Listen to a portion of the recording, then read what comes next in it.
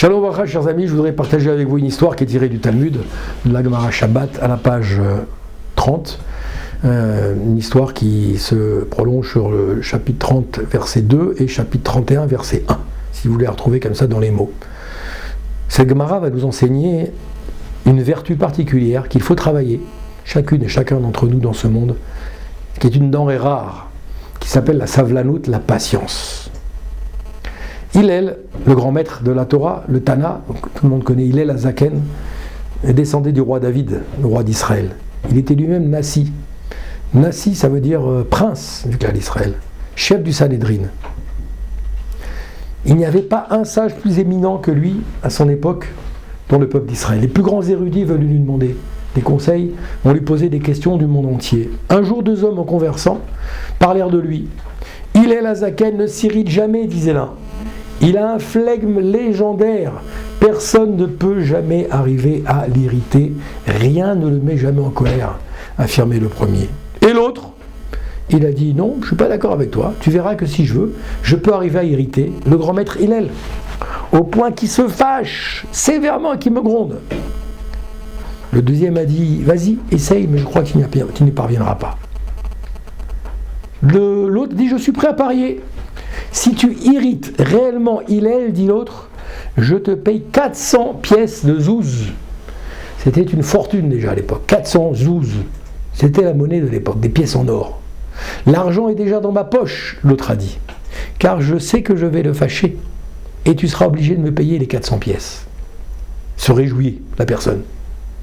C'était un vendredi, quelques heures avant Shabbat. Écoutez, cette histoire, elle est extraordinaire. C'est de la Gemara, tirée du Talmud. C'était juste avant Shabbat, maintenant. Comme tout le monde, Hillel se préparait pour Shabbat. Il se baignait, il est en train de prendre sa douche. Lorsque l'homme qui s'était promis de l'irriter se dirige vers sa maison, il frappe à la porte. « Où habite Hillel ? Où habite Hillel ? Où habite Hillel ?» cria l'homme en s'approchant. « Où est Hillel ?» Et une autre personne que Hillel se serait déjà fâchée, simplement dans la manière de l'apostropher et de l'appeler. Comme ça, on l'appelait à tue-tête dans la rue. Comme si on pouvait ne pas savoir où habite le Nassi, le grand prince de la génération. En plus, on vient le déranger juste avant Shabbat, en plein dans son bain. Hillel Azaken ne s'est pas fâché. Peut-être que cet homme, il a besoin de quelque chose. Peut-être que cet homme, il doit me poser une question tellement importante. Hillel, il s'est habillé rapidement, il est sorti. « Mon fils !» dit-il à l'homme, une voix tranquille. « Que désires-tu » Alors le jeune homme dit « J'ai une question à vous poser, Hillel. J'ai une question à vous poser, grand maître. Vas-y, pose ta question. » Alors l'homme, il pose une question ridicule pour chercher à irriter Hillel. Première question qu'il lui pose. Hillel, grand maître, Kvod Harav, on peut penser qu'il aurait dit ça, Rav Shlita, j'ai une question à vous poser. Pourquoi la tête des habitants de Babylone, de Bavel, elle est ronde, elle est ovale? Pourquoi les habitants, la tête des Babyloniens, elle est ovale? Alors il a dit, mais non, c'est sûr qu'il va se fâcher. J'ai dérangé de sa douche, je l'ai fait venir jusqu'à chez moi pour lui poser une question d'une stupidité sans nom. C'est déjà vendredi, le temps est bien avancé. Il répond calmement, mon fils, dit-il, tu as posé une question importante et difficile. Oui. La réponse est la suivante. C'est à cause des sages-femmes babyloniennes qui ne savaient pas bien s'occuper des nouveau-nés. Alors pour les sortir comme ça du ventre de la maman, des fois il fallait la tête du bébé est comme un caoutchouc, quand il faut le savoir au moment de la naissance. Elle est extrêmement malléable et souple. Et donc, qu'est-ce qui s'est passé? C'est à cause des sages-femmes babyloniennes qui ne savent pas bien s'occuper des nouveau-nés. Bon, donc la tête, il n'avait pas bien remis droite, ronde, comme il fallait. Elle était ovale.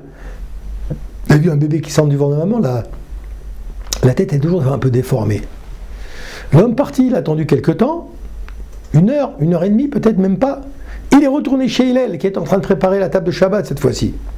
Où est Hillel? Où est Hillel? Où est Hillel? S'est-il mis à crier dans la rue. Où est Hillel? À tue-tête.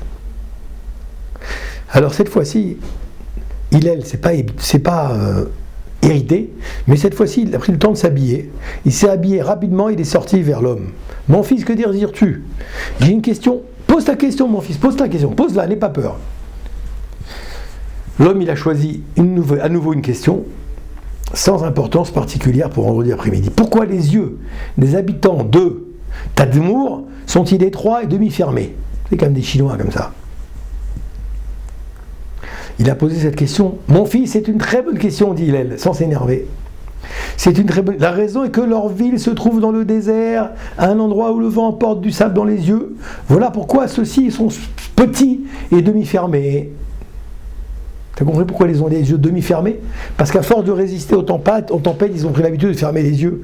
Comme ce Khatan qu'on avait proposé à cette cas-là. L'homme le quitta, il attendit un peu, il revient, criant à nouveau, Hillel, j'ai une question, sors de ta douche. Troisième fois, Hillel sort de sa douche, le malheureux. Il dit rien, il bronche pas. Même sourire, même visage serein, comme ça. J'ai une question à poser. Pourquoi les pieds des Africains sont-ils larges? Tu as vu la question, c'est vrai. Pourquoi les pieds des Africains sont-ils larges? Cette fois-ci, Hillel répond, il dit, il n'y a pas de problème. Il n'a pas perdu sa patience, il n'y a pas de problème. Prière, etc. Et il répond à la question. Mon fils, tu me poses une question importante. Et voici la sagesse.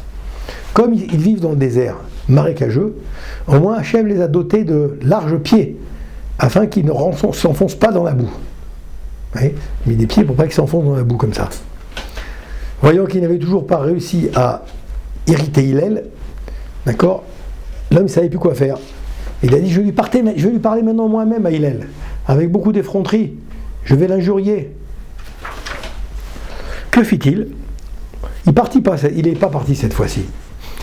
J'ai encore de nombreuses questions à vous poser, dit-il. Mais je crains que vous allez vous fâchiez contre moi.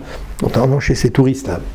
Hillel s'assoit et offre également un siège à son visiteur pour que celui puisse parler tranquillement. Et pas debout se hâter. Pose-moi toutes les questions que tu veux. Est-ce que toi, Hillel, que l'on nomme le Nassi des Juifs, le prince des Juifs? Oui, en effet, répondit Hillel. Si c'est le roi, si c'est toi, Hillel, et bien qu'il n'y en ait pas de nombreux autres comme toi, dans le peuple juif, il dit, viens maintenant avec nous, s'écria le visiteur. Mon fils, pourquoi donc? Demanda Hillel. Calmement, il voulait rester dans sa province, dans sa campagne. Désormais, garde-toi de parler de l'argent pour de mauvaises choses, lui dit. Ne vaut-il pas mieux perdre 400 zouz,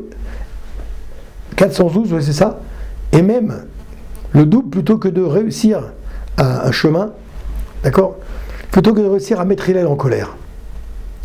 Alors il a dit comme ça, dorénavant, fais attention, ne parle plus d'argent pour de mauvaises choses. Voilà, tu as perdu ton pari parce que tu n'as pas réussi à m'énerver. Alors il a dit, voilà, heureux Hillel, heureux le peuple juif qui a un maître comme Hillel Azaken. Alors mes chers amis, à notre petit niveau, on essaye nous aussi de, comment dirais-je, de travailler cette savlanout et de ne pas s'énerver en aucune circonstance. Celui qui ne s'énerve à aucune circonstance, nous dit le sage, lui c'est le vrai Chacham. À très bientôt, bracha ve'atzlacha.